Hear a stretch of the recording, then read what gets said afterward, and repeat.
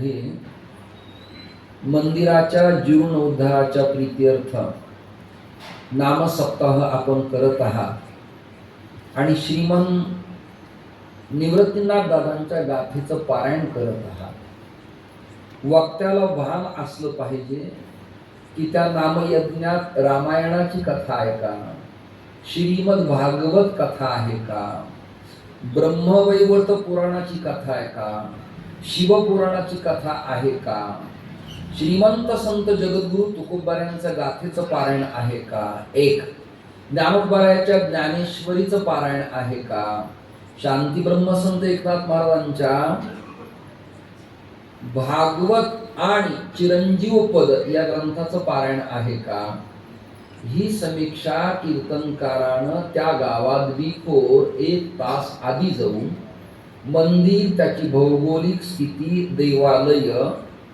दिलेलं निमंत्रक, उपासक ज्यांच्याकडे पंगत आहे तो परिवार, आलेले टाळकरी, मृदंगवादक, श्रोता आणि पंचकृषी याचा सरासरी आढावा मिनिमम या विज्ञान युगात वक्त्याला असणं काळाची आवश्यकता आहे, गरज आहे।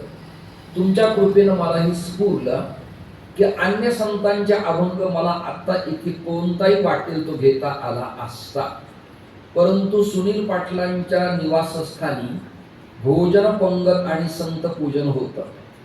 मला काही रात्री आहार घ्यायचा नसतो, तरी मी पंक्तीवाल्याकडे आदराने जातो। इकडे काही वळण नाहीये पंक्तीवाल्याकडे काही साधू गेल्यावर देण्याचं, हे कालही कळलं मला, आजही कळलं।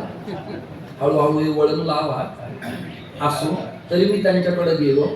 परिवार अतिशय उत्तम आहे, पुन्हा एकदा आशीर्वाद।